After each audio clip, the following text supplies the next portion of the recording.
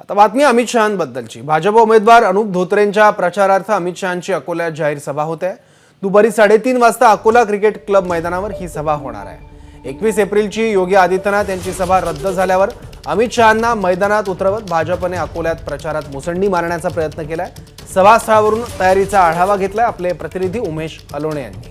दुसऱ्या टप्प्यातील लोकसभा प्रचाराचा उद्याचा शेवटचा दिवस असला तरी अकोल्यातील भाजपाच्या प्रचाराची सांगता जी होत आहे ती आज होत आहे आणि ती सांगता होत आहे केंद्रीय गृहमंत्री अमित शहा यांच्या प्रचार सभेने।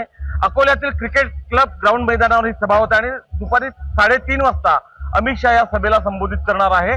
ज्या पद्धतीने अकोल्यातील प्रचार चाललेला आहे ते पाहता योगीची सभा जी आहे योगी आदित्यनाथ यांची सभा या मैदानावर होणार होती, मात्र काही कारणास्तव ती सभा रद्द झाल्यामुळे भाजपाच्या एका मोठ्या नेत्याची सभा अकोल्यात भाजपला हवी होती आणि ती सभा जी आहे ती अमित शहा यांच्या रूपाने भाजप आज घेत आहे आणि अकोल्यातली जी आपली स्थिती आहे ती आणखी मजबूत करण्याचा प्रयत्न जो आहे तो भाजप करत आहे।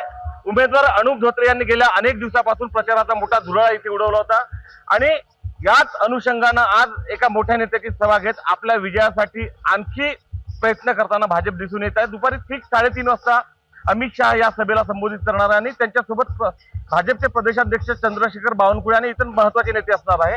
त्यामुळे आजची ही सभा जी आहे ती अकोल्यात भाजपाला विजय मिळवून देणार का आणि भाजप विजयाचा गुलाल उधळणार का या निमित्तानं हे स्पष्ट होणार आहे। उमेश अलोणे, एबीपी माझा, अकोला। एबीपी माझा, उघडा डोळे बघा नीट।